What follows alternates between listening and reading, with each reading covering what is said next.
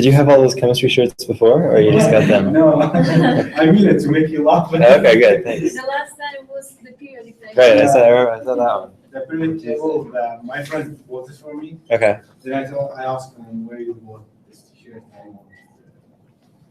So I went there and I saw only this. That's funny, really funny. Yeah. All right, well, next, big group today, I guess. Yeah. It's all right. Maybe they can.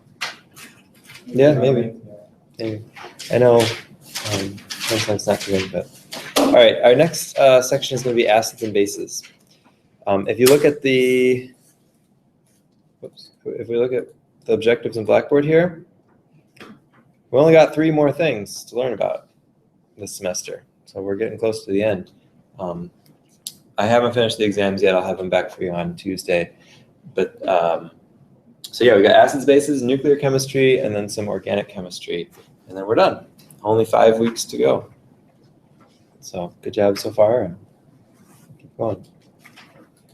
All right, so acids and bases is what we're doing now. It's always a good idea to look at these things first. I don't know if you can see it from there very well, but we're going to be talking about these different aspects of acids and bases. We'll be looking at it in lab as well. And should be a good way to get an introduction of how these things work and some minor calculations about to do in this chapter, but mostly this is descriptive stuff, so just talking about it. All right, so let's look at it. Now we've used acids and bases throughout the semester.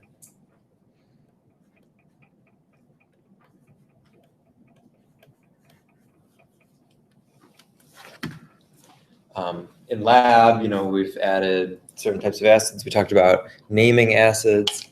Anybody know what they are?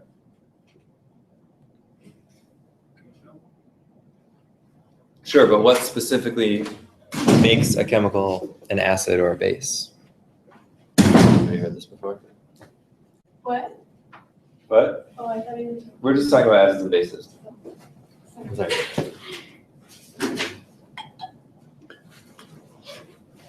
No? All right, well, let's look at it. We're going to talk about acids and bases in terms of how they behave in a chemical reaction. It's important to note that a molecule or a compound doesn't automatically become an acid or a base. The acid base describes a behavior, describes how it is acting in a chemical reaction. Right? So let me show you an example of a chemical reaction, and we can start looking at that idea. So here's a reaction where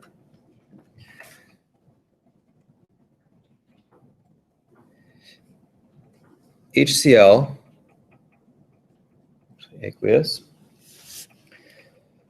reacts with water.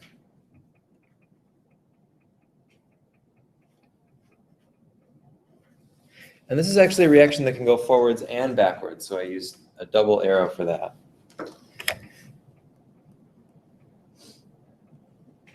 And then our products are this molecule, which we'll talk about in a second, and this one.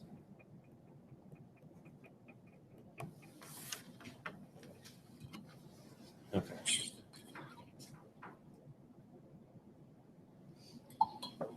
So think about what's happening in this reaction. It doesn't fit into one of those categories. It's not double replacement or single replacement or something like that. It's something different. So maybe it helps to look at the molecules here, see what's going on.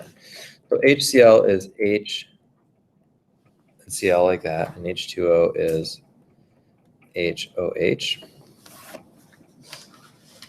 That's what those molecules would look like in a Lewis structure. H3O plus is like this. And it's an ion, so it has this positive charge. And then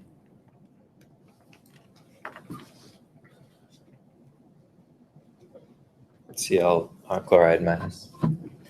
So if you were to describe what is happening in this reaction from going from left to right, how would you describe that?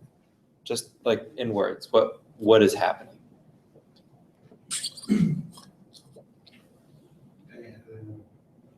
Maybe the hydrogen have different negative positive charge. Right. So the charge is changing. It's connected. Oh, Mm-hmm. and separate Hcl. Yep. Yeah. And so I think that's right. Does that kind of make sense, everybody? If you look at this, you can see the hydrogen separating from the Cl and connecting to the oxygen. But why oxygen is plus? Well, the whole molecule is plus now. We can talk about that So this is in a minute, about but like, yeah. But for now, let's look at. So one thing we could say is, yeah, that's a good point. Let's talk about that charge too. We've got two neutral compounds on the left, and we've got two charged compounds on the right. So we might say that hydrogen has moved from HCl to H2O. It's moved from the Cl to the O, and it's taken a plus with it.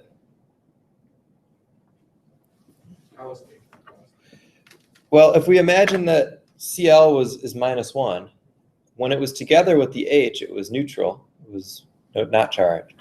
Then the H moves over to here, and suddenly this one is positive and this one is negative. So we might say that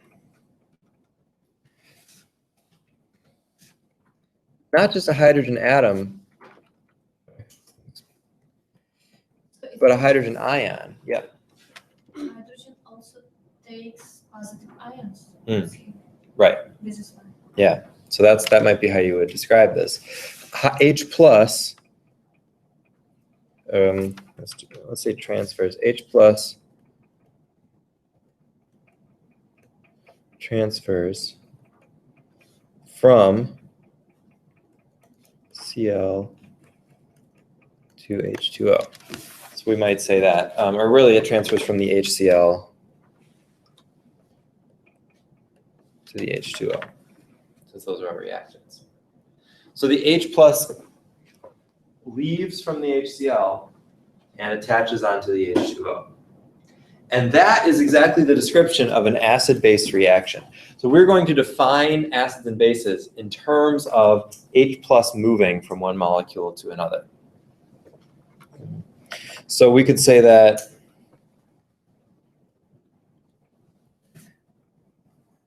an acid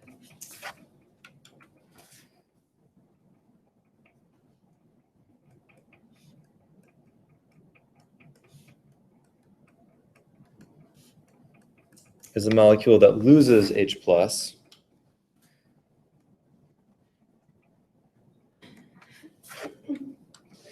and a base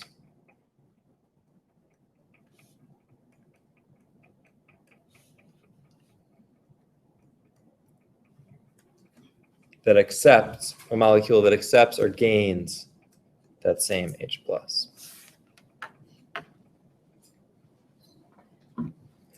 So in that, using that definition, which of the two molecules in the reaction is the acid and which one is the base? The H3O. Well, looking from left to right. So which of the two, there's two molecules on the left. If one of them loses H plus and one of them accepts H plus, which one is which? As it goes from left to right.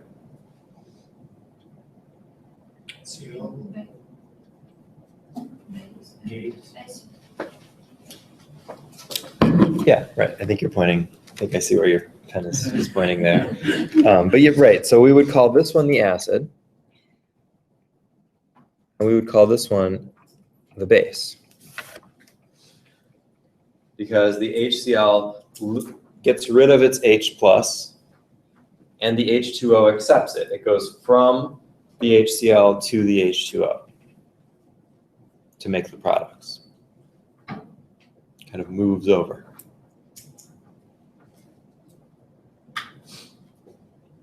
And actually, this should not be, sorry, just a small correction here. That should be a, yes. All right, so that's going to be our general definition of acids and bases. Now, we should note here, there are many different, well, not many, but there are several different ways to define what's an acid and what's a base. And if you go on and take more chemistry, you might learn all of the different ones. Some of them fit for some situations, some of them fit for other situations. This is the one that we probably use most, especially in terms of what we're going to be talking about. So we're going to stick with this one. Just for reference, this one is called the Bronsted-Lowry definition, after the people who developed it. You don't need to necessarily know those words, but it's often distinguished from the other definitions in that way. This is going to be the only definition we deal with, but there, just so you know, there are some other ones out there. Okay. So now that we have a definition of an acid and a base, we can look at some different reactions and try to figure out which molecule is the acid and which molecule is the base in different situations. So let's look at another reaction.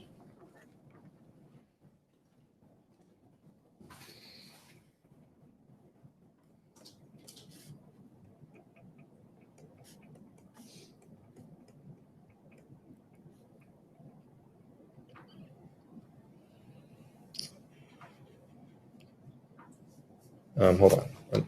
Wrong. We're going to look at ammonia and water.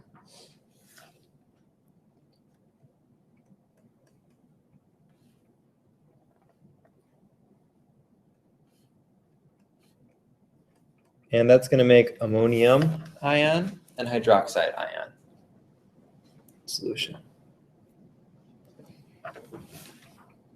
Ammonia is a gas, hydrogen's liquid, and then these two would be aqueous, assuming there's extra water.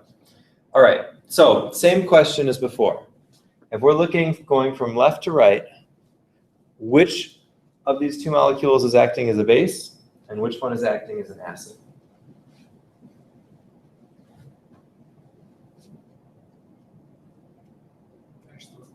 The first one is what? So we base. Yeah, okay. And that's H2. Is the acid? Right. So we can see again, we can track where that H plus goes. And we can say the H plus is going in this reaction from the H2O to the NH3. And so NH3 becomes NH4 plus, H2O becomes OH minus. So we've got base, acid. Notice that between these two reactions that we just did, in this one, we said that water was a base. In this one, we say water is an acid. And they're both correct. So that means that a molecule doesn't automatically get to be an acid or a base just because of what it is. It has to do with what it's doing in the reaction. And so a molecule can act as an acid or it can act as a base. There's another part of this also. I keep drawing this back and forth arrow. In fact, all chemical reactions have some degree of back and forth to them. But in acid-base reactions, this becomes really important because sometimes actually the reaction is more likely to go to the left than to the right. So we can also think of these molecules as, or this reaction as starting on the right and going to the left. So if we're starting on the right and going to the left, which one is the base and which one is the acid? Base OH. Yeah, and the acid then is the NH4 plus, right? Ammonium. So going the other way, we have this kind of a behavior where we can think about starting over here on the right, and the H plus transfers from the NH4 to the OH minus to make NH3 and H2O. And in fact, every acid-base reaction has this kind of behavior where there is a forward and a backward reaction, and each, and on one side there's an acid and a base, on the other side there's an acid and a base. You can always do this on both sides. So let's go back up to our first reaction and label the other side of that. So on the right side, which one is the acid and which one is the base? If we're thinking starting on the right and going to the left. H3O, it's like base. No. No, because remember our definitions. The acid is the molecule that loses the H+. So if we start here, this one doesn't have an H+, so this is the only one that can lose. Mm-hmm. Yeah. So then could you say base is always going to be the negative molecule? Yes, when there is both, unless there could potentially be two negatives or no negatives on that side. So that's not always like a great rule, but if there's one of each, then yes.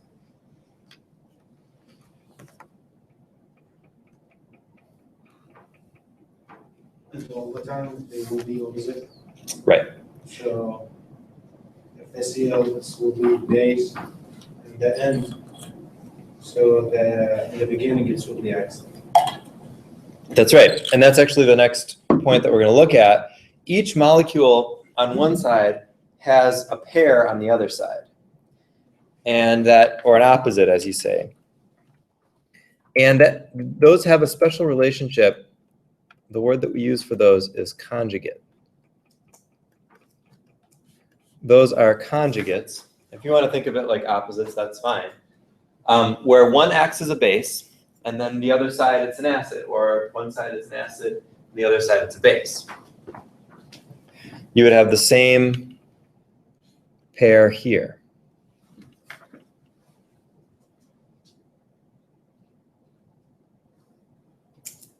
So we might say ammonium NH4+ is the conjugate acid of ammonia NH3. Or we could say ammonia NH3 is the conjugate base of ammonium NH4+. We could say hydroxide is the conjugate base of water, or water is the conjugate acid of hydroxide. So one thing that we're going to do is we're going to try to figure out conjugate acids and bases only based on a molecule by imagining them in an acid-base reaction.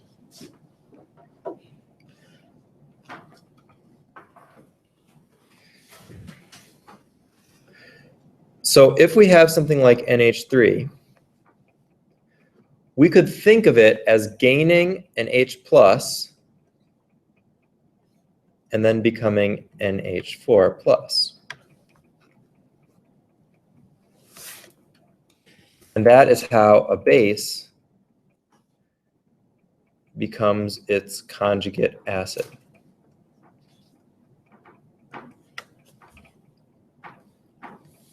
We could go the other way as well. We could say NH4+ loses, we don't usually write a minus sign in a chemical reaction, but this is not really a reaction or an equation. This is just a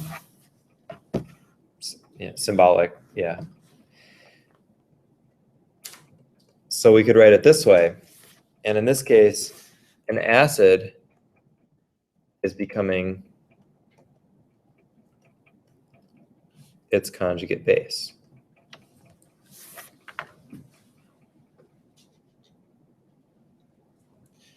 So to form a conjugate acid, we add H+. To form a conjugate base, we lose H+. The charge of NH3 is minus? It's neutral. It's not. Yeah. And so that's the trickiest part of this, the thing that people get wrong the most. Usually people are pretty good about adding or subtracting an H. That's easy. But it's balancing the charge out and making sure you're adding or subtracting that plus charge properly. So let's practice this a little bit. I might ask something like this. Yeah. So where the 4H in the second one go? Right. It's not a equation. It's not a chemical equation because we subtracted instead of added. So it's not a real equation. If it maybe instead of a arrow, maybe we should use like an equal sign because it's a little bit different. Something like that. But if we do it like an equation, like If we do it like an equation, we should put the H plus on the other side. yeah, It should be like NH4 arrow NH3 plus H plus, something like that. I thought that would be more confusing, but maybe that would have been less confusing. I don't know. We can try that too. So anyway, we'll practice this a little bit. I might ask, what is the conjugate base of NH3? And let's think about what that question means. That means if NH3 were to act as an acid, what would be the base on the other side that was its partner, or its opposite, its conjugate?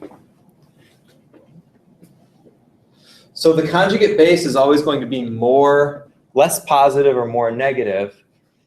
And so we plug it into this kind of an equation and say, okay, if NH3 were to lose a hydrogen, what would we get? Close.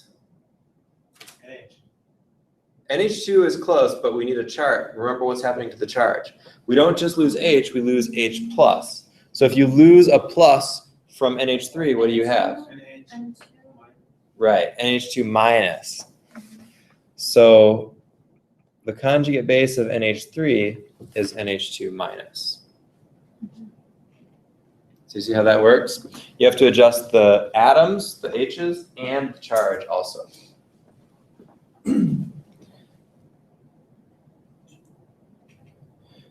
Let's take a look at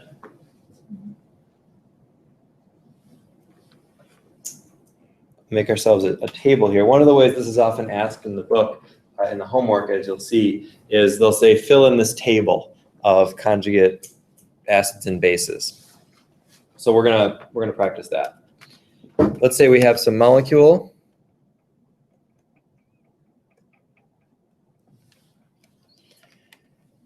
And we want to know what is its conjugate acid and what is its conjugate base.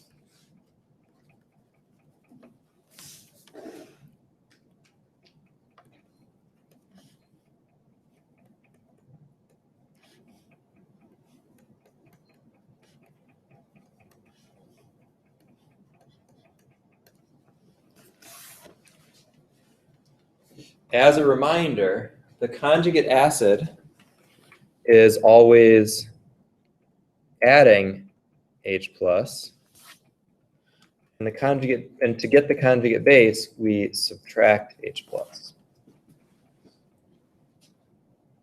So see if you can do this. Fill in something for each of those 8 spots, and then we'll go through it and see how we did.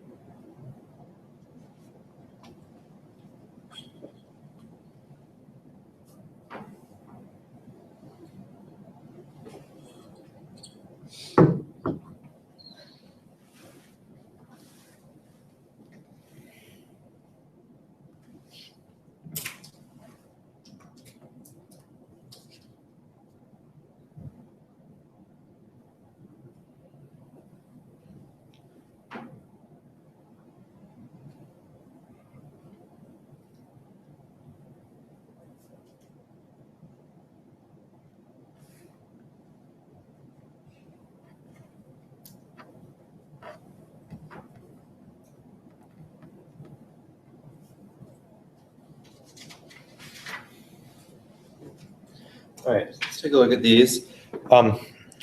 So to make the conjugate acid, we're going to add H+. And to make the conjugate base, we're going to subtract H+. And like I said, this is usually, the adding the H is not usually the issue, it's the charge, dealing with the charge that causes some problems. So when we add H+ to NH2-, what do we get? Close. So we're NH3, but we're going to be neutral because we started as negative, and if we add a plus to a -1, it's neutral. So then what about the conjugate base?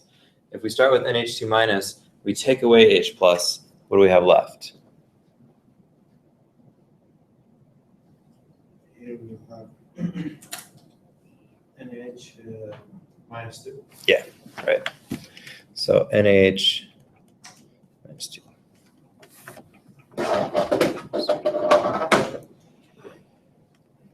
All right, what about water? We've looked at these now. What's the conjugate acid and the conjugate base?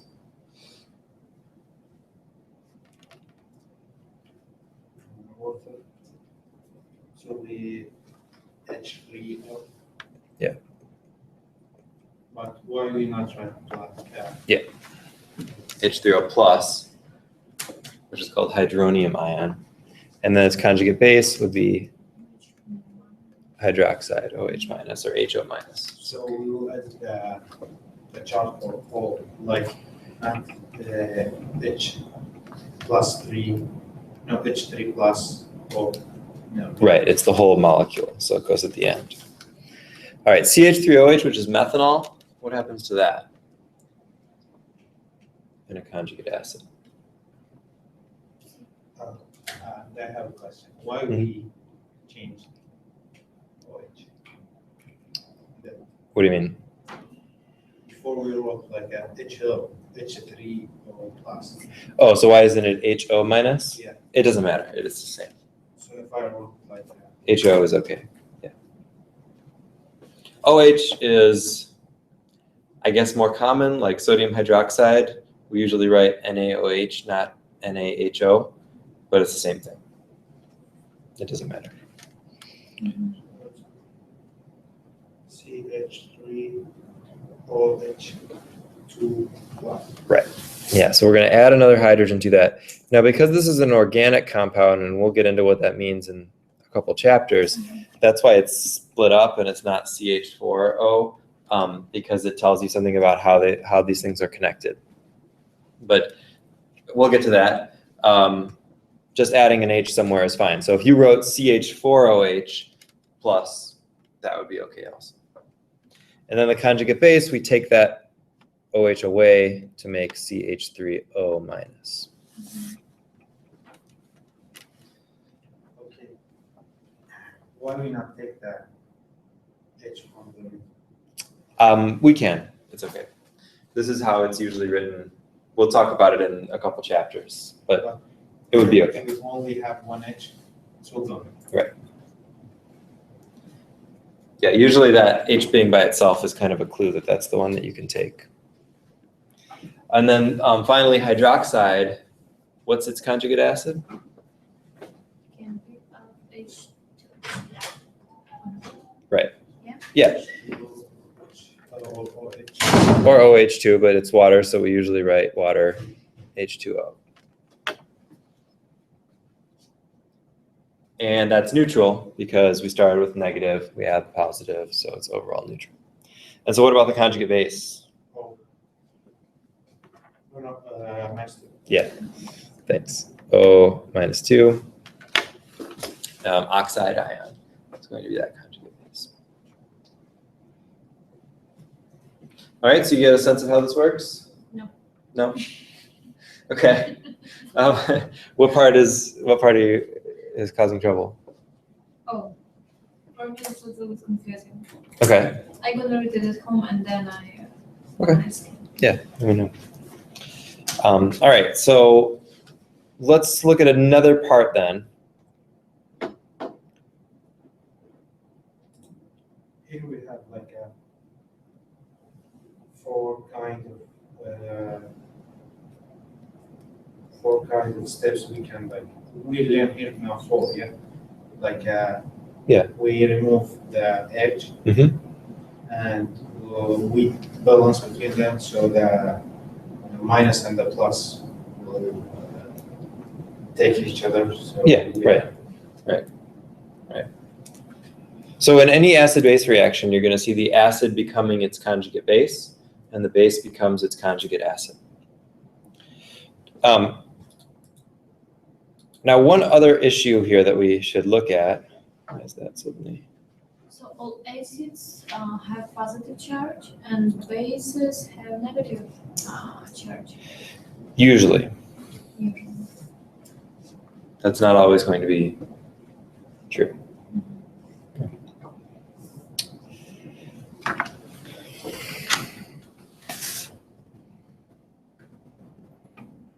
Something else we should look at is counter ions.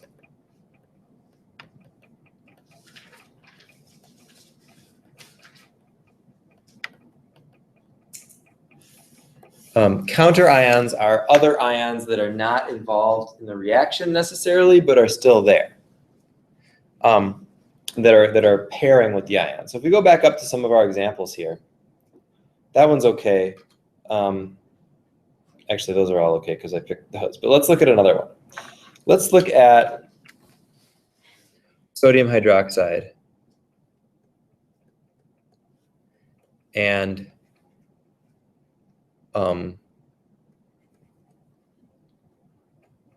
HCl hydrochloric acid in an acid-base reaction.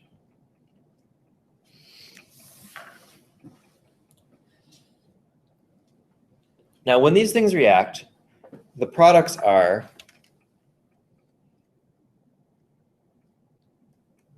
water and sodium chloride.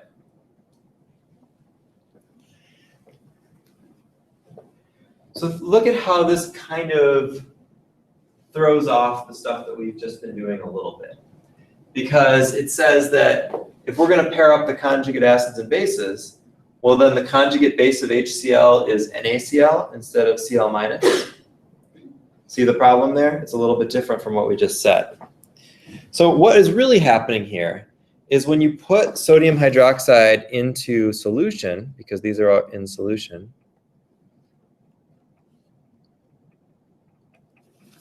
it breaks up. We talked about that in the last chapter. The sodium and the hydroxide ions break up with the water molecules. Similarly, sodium chloride in solution is broken up as well. The sodium ions and the chloride ions are separate. So that means that another way we can write, excuse me, another way we might be able to write this reaction is thinking of sodium hydroxide ion as really just the hydroxide ion. HCl in solution is also broken up, by the way, but we'll leave it just for now.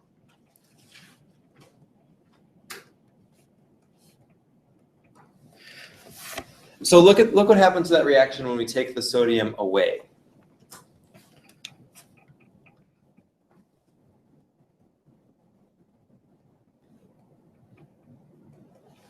We write that reaction without an A+. Makes a lot more sense in terms of what we've just been talking about. You've got your OH becoming its conjugate acid, H2O. You've got your HCl becoming its conjugate acid, Cl-.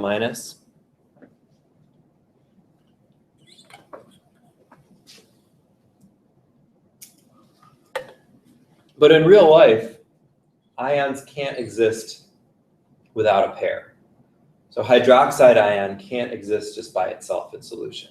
It needs to have that sodium there also to balance it out. So there won't ever be just hydroxide or just chloride. The actual physical substance would be sodium hydroxide or sodium chloride. But if you see that and it's giving you trouble with finding conjugate acids and conjugate bases, you can ignore it because the sodium ion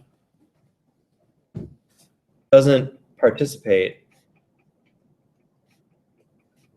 in the reaction.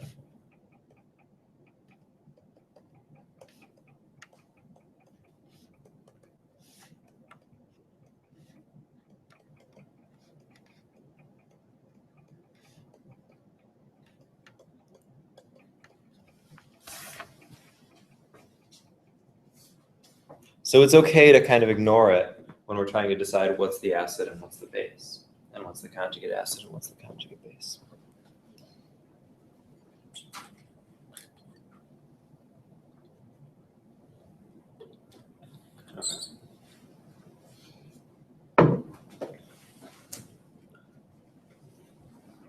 All right, so now we're going to look a little bit about water and acid strength and pH.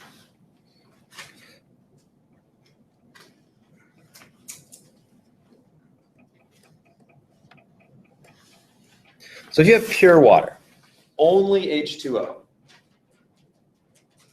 are there any ions present? It's kind of a trick question. There actually are some ions present in pure water. And that's because water can act as its own acid or base. So two water molecules can react to form hydronium ion and hydroxide ion. One of the water molecules is acting as a base, and one of them is acting as an acid. So the H+ is going from one of the waters to the other, making H3O+ and OH-. Now, this doesn't happen a whole lot. There's not, if you have pure water, only a little bit of this is happening. Mostly, it's just staying H2O, staying H2O molecules. But a little bit is forming H3O+ and OH-. So this is kind of the basis by which acid-base chemistry is understood, because if you have an imbalance of hydroxide, that's called basic. And if you have an imbalance, more like too much of hydronium, the H3O+, we call that an acid. And so this pure water would be right exactly in the middle, and we call that neutral. So we have an acidic on one side with too much H3O+. Basic means too much OH-, and neutral is right in the middle. And we can measure this, actually. We can measure this concentration. In pure water,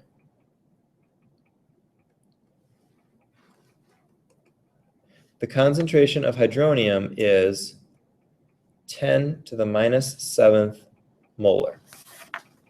It's a really small number.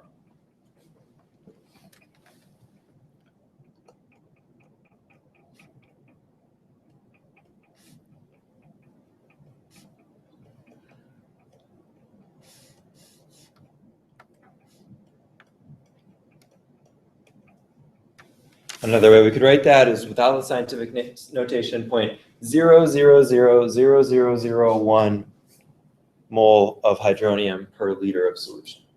So like I said, this doesn't happen a whole lot. If you have a whole liter of pure water, you've got that many moles of hydronium ions. So small amount.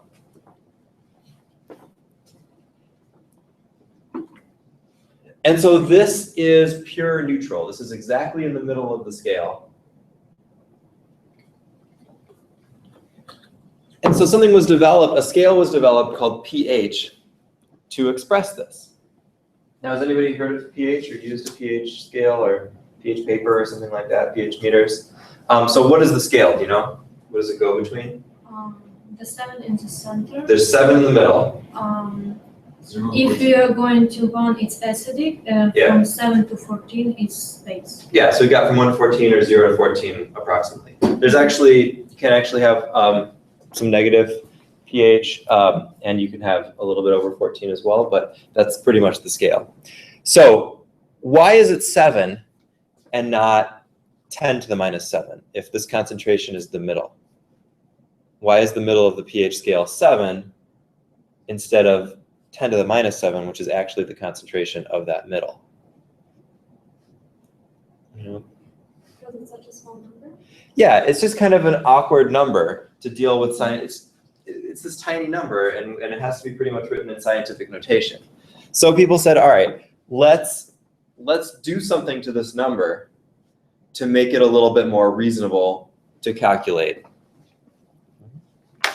We should also, by the way, we should note that the concentration of the OH here is also 10 to the minus 7. But anyway, so pH was developed as a way to make this a little bit more reasonable. And the pH is defined as the negative log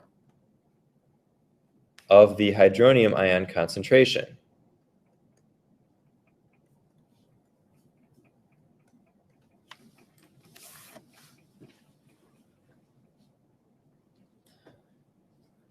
So logs, everybody feel good about logs?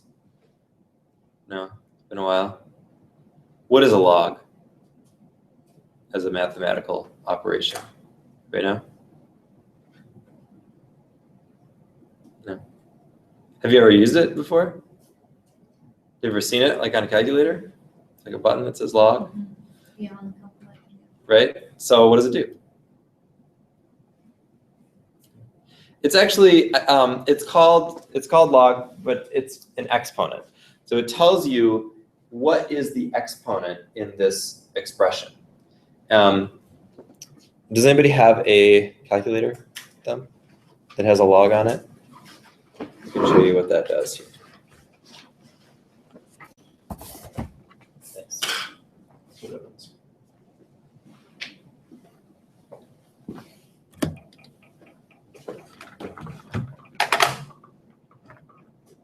All right, so there's my log button right there. I'm sitting there for all to see. So what we can do is type in a number with an exponent and push log, and then it will tell us what is the exponent, 10 to what power. So let's see, log of to figure out how to do it in this calculator. 10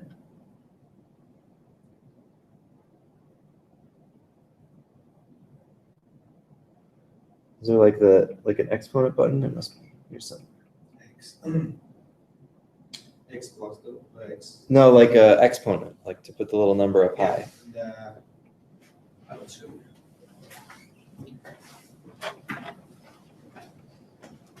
you. Ah, okay, yeah, thanks.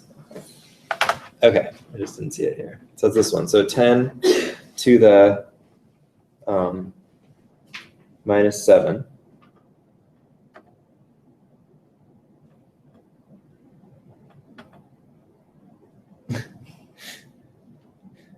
Oh, because I got a weird thing here. So let's see, how do I? That's delete. Okay. Yeah. Delete. Is this delete? Here. No. Which one? Oh, okay. Then All right, thanks. So log of 10 to the minus 7 is minus 7. So a log of a quantity just tells you what is the exponent. All right. Now, that's not difficult when that number is nice and easy like that. But let's say it's not exactly minus 7. Let's say it's like 2.5 times 10 to the minus 7. So that becomes a little bit trickier.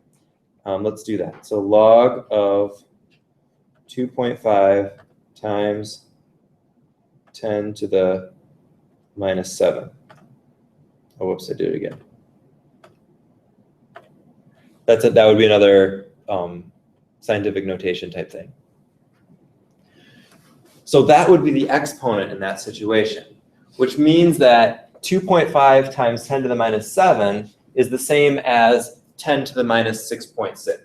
Should it be negative log if you're doing the pH? Yeah, we haven't, I just didn't do the negative yet. So that is, that's why we use it on the calculator sometimes, so that we can do more complicated things like this. All right, so now we know that the log is just the exponent. So let me show you that so you believe me, by the way. 10 to the minus 6.6, right, is about 2.5 times 10 to the minus 7 with rounding. So that's where that log comes in. All right, thank you. Let's go back to our notes here.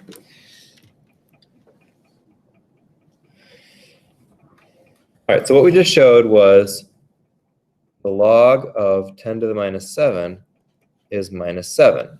And in general, the log is always going to be the exponent put down there unless there's something else out in front of it.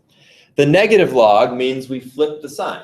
So if the log of 10 to the minus 7 is minus 7, the negative log of 10 to the minus 7 is 7.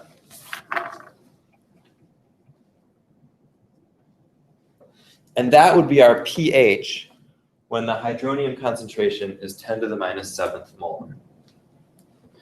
So that means that we can answer questions like this.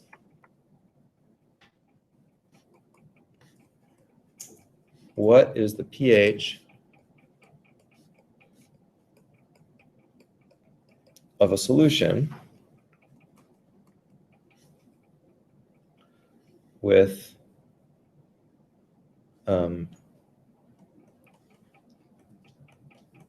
hydronium concentration? Those little brackets around the hydronium ion, that usually means concentration. So with hydronium ion concentration of 10 to the minus 3. Shouldn't need a calculator for that one. You can say the negative log of 10 to the minus 3 is, well, the log is minus 3. The negative log is going to be 3. Yeah, so the pH is 3.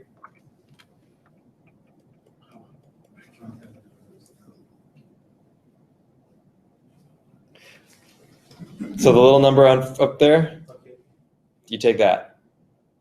okay, we change it like from minus to. Right. Yep, that's all. Okay, minus for minus, it gives plus. Because there's a minus out here, so Okay, minus plus. to minus is plus. It's plus. Then it becomes minus. So that's an important point. We talked about the scale going from 0 to 14 or something. So that means that the hydronium ion concentration is somewhat limited by how much hydronium can actually be produced in water. So there's actually a maximum amount of hydronium that can be produced in a solution, and that's what kind of limits the pH in that way. So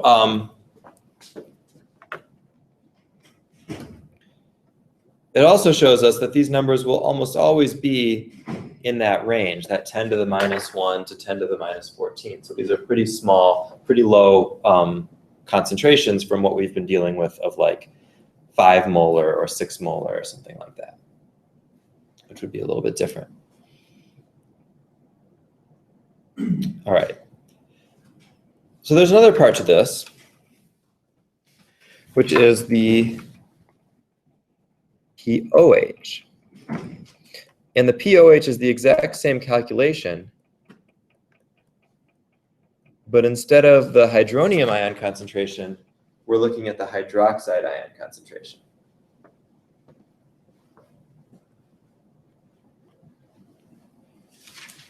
Because those are two things that are forming water up here, if you have more of one, you'll always have less of the other. And so there's a kind of a matching there that the concentration of one and the concentration of the other are always going to be related. So one way that we look at that is to say that the pH and the pOH will always add to 14, just as they do in pure water. That's what gives us that upper limit of the pH scale. So the pH and the pOH will always add up to 14, which means if we know the pH, we also know the pOH. If we know the pOH, we also know the pH. So let's take a look at some of the problems you might see in the book.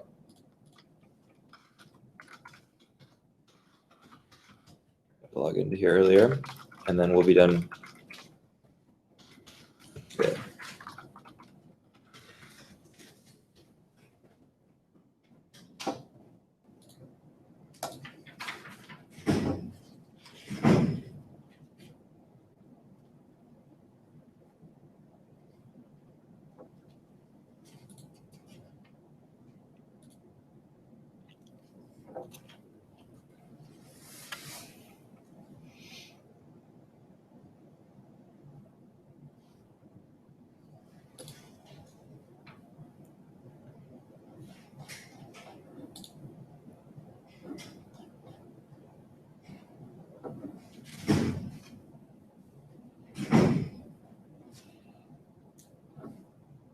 We might need a calculator for some of this, but we'll see. So here's one example. All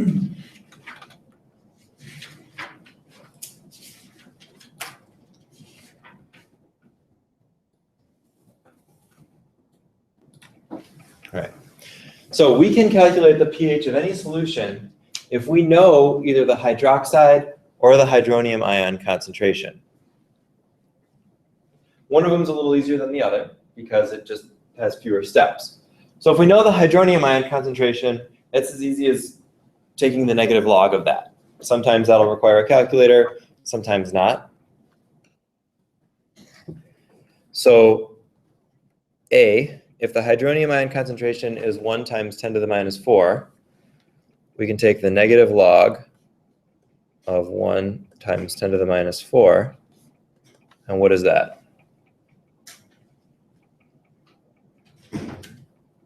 4, yep. So the pH is 4. Let's look at the next one. This one's going to be a little bit less easy to just figure out, but we can guess.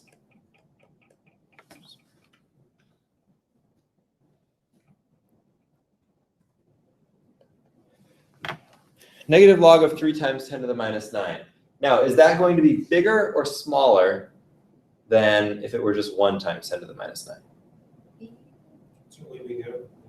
It's 3 multiplied 10. Yeah. So it should be between 10 to the minus 9 and 10 to the minus 8. So we would expect this to be 8 point something, right? So is that right? You want to punch it out?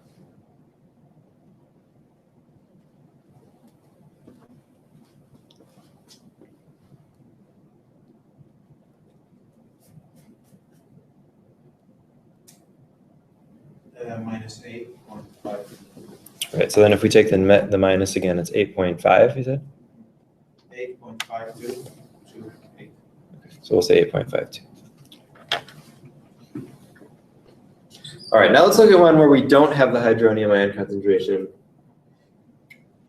we instead have the hydroxide ion concentration. So that would be like C here. The hydroxide ion concentration, we can only get the POH from that, not the pH. So the POH is the negative log of the hydroxide ion concentration, which, since that's just a 1, that's an easy one, that's 5. You see that? But that's not the pH. That's not what the solution asks for, or what the question asks for.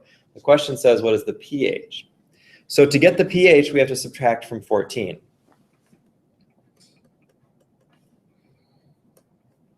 So 14 minus the POH, which is 14 minus 5, or 9.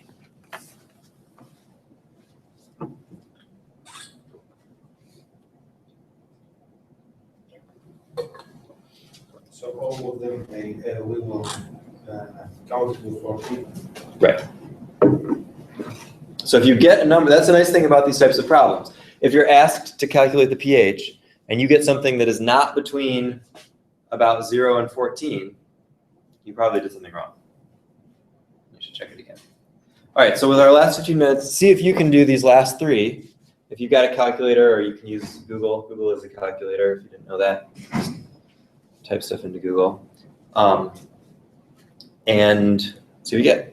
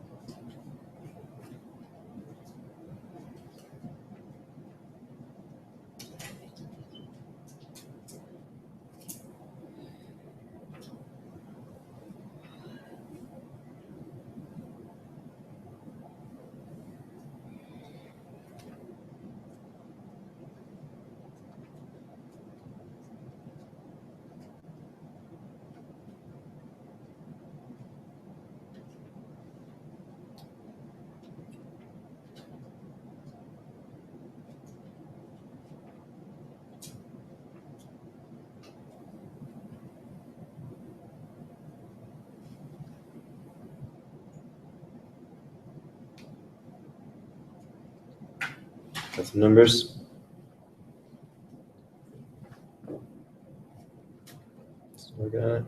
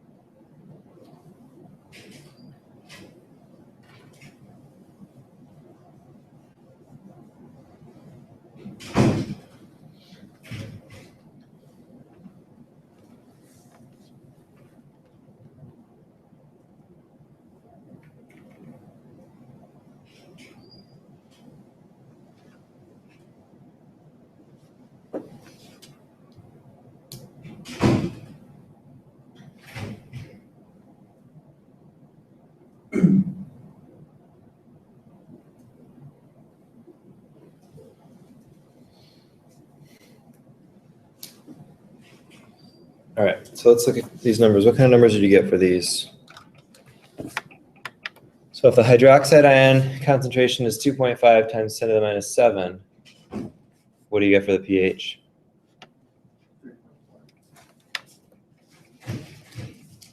Sounds about right. Anybody get something wildly different? Okay. What about E? 7.17. That's about right. And F?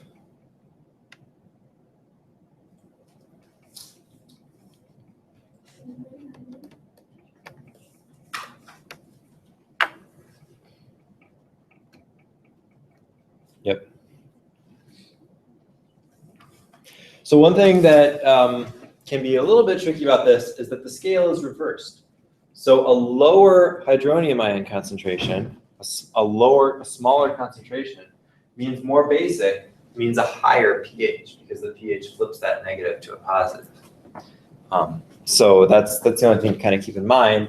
Also, I won't ask you these more complicated type numbers on quizzes or exams, so you don't need to get a new calculator that has a log function if you don't have one. If I do end up putting one in there, I'll make sure to bring enough scientific calculators for everybody, so you don't need to get a new calculator if you don't have that capability. But this is how we will calculate acid and base. So just as a kind of a reminder, let's look at the scale. And I'm going to copy this from the book so we get a nice picture here. Oops, so not that one.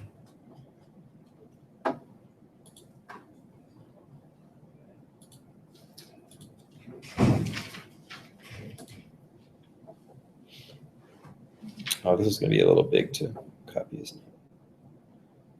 That's all right, we'll do it half and half.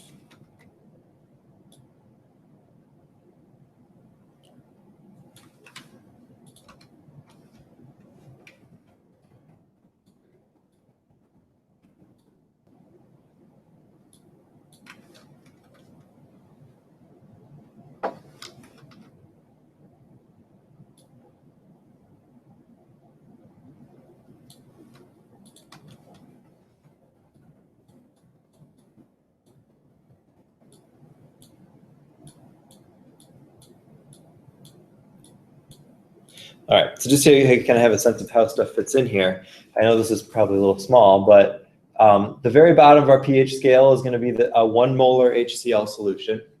So if we take 1 mole of HCl and dissolve it in a liter of solution, we have a pH of 0, because then, of course, 1 is 10 to the 0, so the exponent is 0. Above that, you've got gastric juice, which is your stomach, lemon juice, vinegar. Most of the yummy stuff we drink, Coke type products, coffee, that kind of thing, is right around that pH of 3 mark, which is why your dentists are always telling you not to drink it, because that's acidic enough to break down your teeth, break down the enamel in your teeth. Then you've got, most stuff that we enjoy, again, in this range, because acidic stuff kind of tastes good to us. It gives us that sour flavor, and we usually want that in the stuff that we eat. Don't eat too much urine, but that one's like a little bit acidic. And then pure water is 7, but actually tap water or drinking water is a little bit above that because of the ions in the water that help give it flavor and help us to process it properly. That's why we don't drink distilled water. Your blood is we're gonna talk about blood pH next time, but blood pH is around 7.4 and has to be controlled to a very, very specific pH, or you have big problems. So we're going to talk a little bit about how the body controls pH on Tuesday. Then you've got, on the basic side, not a whole lot of foods. There's not much food that we eat that's basic because it doesn't really taste good. Basic tends to give things a bitter or kind of a soapy flavor. So about the only stuff that we eat regularly that's basic is stuff like baking soda, which is a little bit basic. Cranberry juice is just a little bit basic.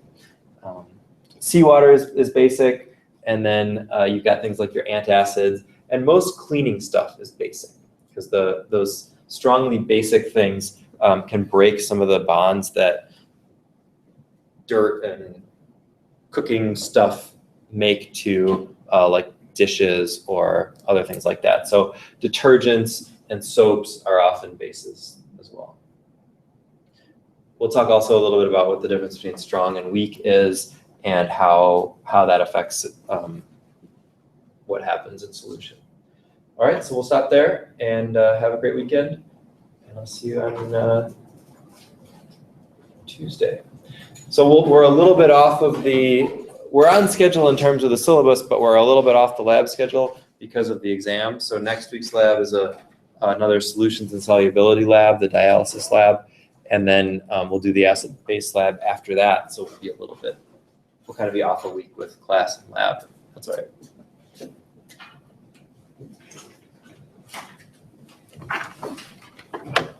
I'm sorry, I had a question.